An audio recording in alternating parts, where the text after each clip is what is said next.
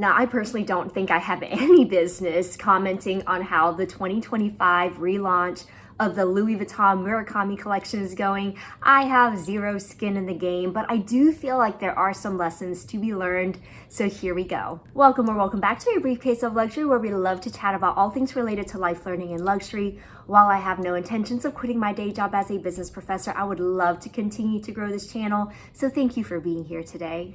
Now, I'm gonna be honest, I have not been caught up in the hype of the re-release of the Murakami collection, and I'll get into why here in a little bit, but I have not watched a single video about no sneak peeks, lookbooks, pre-order wish list, and now that the collection has officially launched and I'm starting to scroll past some unboxings and whatnot here on YouTube, the only videos that have really caught my attention are ones that are discussing the drama and all-out chaos with the collection already being sold out on launch day, including for VICs who placed pre-orders and all that juicy stuff. So like videos from Deb, from Wild and Unfiltered, and Amelia from Amelia Rose's Closet. Again, whether or not this is actually true, especially for VIC pre-orders, I have no idea. I have absolutely no skin in the game. I did not pre-order anything, nor do I have plans to buy anything as a regular Joe Schmo picking through the random leftover scraps. So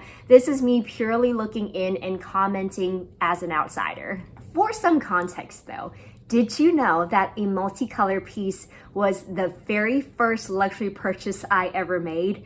Not to date myself too much, but yes, my first ever new from store luxury purchase was the Louis Vuitton mini monogram multicolor Kate clutch back in 2008. But that was how affected and motivated I was back then by the multicolor collection that came out in 2004. That's when the original Murakami collection came out. The clutch came out in 2008. So obviously things moved a lot slower back then. And I think partly the timing was finally right in 2008. I was in college working a part-time job and I scrimped and saved my big girl college paycheck to get that dang bag. And it obviously kicked off a lifelong obsession of handbags. Now, I originally wanted the Pochette Accessoire, but by the time I had actually saved up enough, they had just launched the Kate pouch, and I thought that would be a little more unique with the gold plaque and metallic leather trim. Now, to be fair though, the Mulberry Bayswater was the first designer bag, in my mind designer, that I fell in love with back in high school, but this was the first ever designer item I saved up for and pulled the trigger on. My parents didn't own any designer items, they never bought me anything designer growing up, so this truly was my first ever designer piece that I owned that I just so happened to have also bought for myself. So it definitely was a very, very special piece. And not too long after that, I did buy my second piece, and I think it was a multicolor silk twilly bandeau for no other reason than I wanted something else in multicolor, but that was about all my measly paycheck could afford. Oh my gosh, to be young and broke again. Well, maybe not broke, maybe just young. I don't have that twilly anymore. I gifted it to my best friend years ago when I moved to Europe and had to seriously downsize on everything I owned. And it's just funny because looking back, I had a very different approach to luxury. I remember just immediately throwing away the box and the dust bag because why would I want to or need to keep that packaging, right? I bought the bag to use it, and boy did I. It never saw the inside of the packaging again. There was no break-in period, no saving it for a special occasion. I schlopped that thing around everywhere. It was my wallet, my mini handbag, all in one. I was never precious with it. Who I am today, I can't even imagine using a handheld white clutch, right? Just thinking about the horror of any potential color transfer gives me the sweats. But back then, I was of the mind that I bought it, I paid for it, I'm gonna use it and enjoy it every chance I get. If it gets beat up, then so what? There was never the thought of, oh, I need to keep it pristine if I ever want to resell this in the future, etc. I never thought of it as a collectible, never treated it like it was some limited edition unicorn find. She lived a full and happy life right by my side, on the table while I was eating barbecue, on my wrist in a water park. I mean, she's seen it all. Obviously, I'm not able to show her to you anymore because I no longer have her. And as you can imagine, by the time I was ready to let her go, she was in rough shape because she was my everyday wallet bag for a solid 12 years. And the only reason why I even retired her was because I had moved to Europe and it was just not the best for public transport because the clutch was so long. I would essentially have to run it up and down the machine several times to catch my transit card. And it would stress me out because during rush hour, there'd be a line of people behind me waiting on me, watching me windshield wipe the machine with my Louis Vuitton bag. So I finally did sell her last year, so back in 2024, just because she sat in my closet for years, even after moving back here to the US. But man, I have very, very fond memories of that bag. All that to say, you would think that I would have gone nuts over the re-release because this collection truly was the one that started it all for me. And I could have made young me's dreams come true, right, this time around. But I think there's 3 reasons why I was just unaffected by the re-release. 1, the price, duh. Not to be that person, but I remember what the original collection was generally priced at, and looking back, I can't believe I thought that was insanely expensive. Back then, I would have found these prices today just downright offensive, but that's neither here nor there because we've been conditioned to these current prices. So in a way, it's hard for me to justify today's prices when I feel like the collection is more or less the same. By the way, I had to look up how much the clutch cost and it retailed for $560. My brain can't even register that today. And so the fact that I sold it on the RealReal for basically the same price in fair condition is kind of crazy. I legit thought it cost more than that. But that's maybe because I was working a minimum wage job and it took forever to save up enough.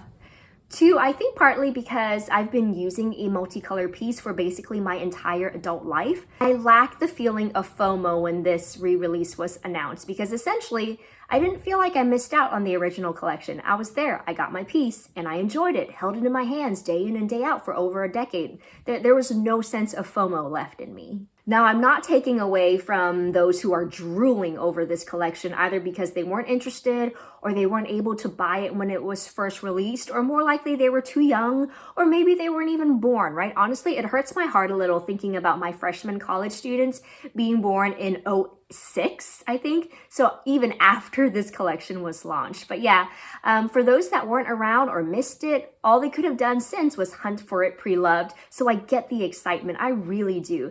I think if I never got a chance to buy it new from store all those years ago, I would be singing a different tune and I would be just as caught up as everyone else in the moment.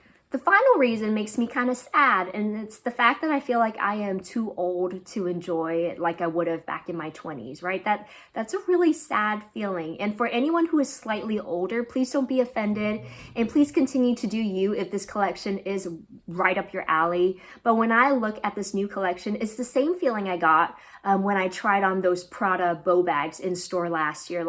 It's the feeling of, oh, younger me would have looked so good with it. But if I tried to rock this today, I would feel as though I was ungracefully trying to grasp onto my youth. That era for me has since passed, and that's kind of sad.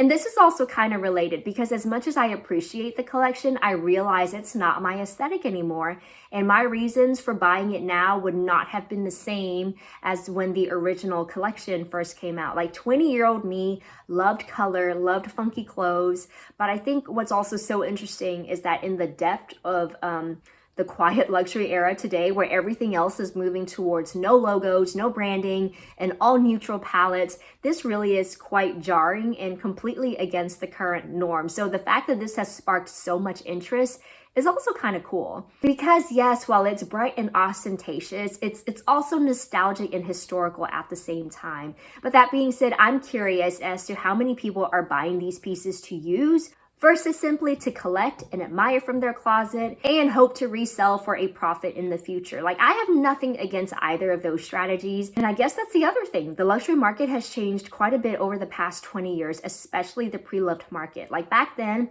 what you typically found were items that were truly used and worn to bits and truly loved, right? Now you turn to the pre-loved market to find things that are in near pristine condition, and oftentimes you expect to pay over retail. So I guess at the end of the day, while this collection makes my 20-year-old heart sing, I feel like I've sadly outgrown it, and any piece that I would buy would not get used. It would simply be a museum artifact for my closet, just like how my clutch sat unused for over 4 years until I decided to sell it. Let me know what pieces have caught your eye and why. For instance, I can see the fun in wanting to get a SLG, nothing over the top like a full bag, but just to have a little something that's like bright and fun when you open up your big girl, more serious looking quiet luxury purse. I also really low-key like the white sneakers, but where am I wearing those to? So also, if you did make a pre-order, let me know what the status is on your order. Did it actually go through? And finally, if you are jonesing to get your hands on this collection and it seems as though it may not happen either because you weren't a VIC, or even if you were a VIC and things look like they may fall through, I do sincerely hope that you are able to get what you want. I'm rooting for you and sending positive vibes your way. I think they are slowly releasing items on the website if you have the patience to keep checking back in. I clearly really did enjoy the clutch I had. Like, it brought me a bit of sunshine and rainbow everywhere I went for over a decade. So if you do get your piece, I hope it does the same for you. All right, this is going to be such a rambly video. I already know it, but I hope you enjoyed it nonetheless, and I can't wait to see you next time.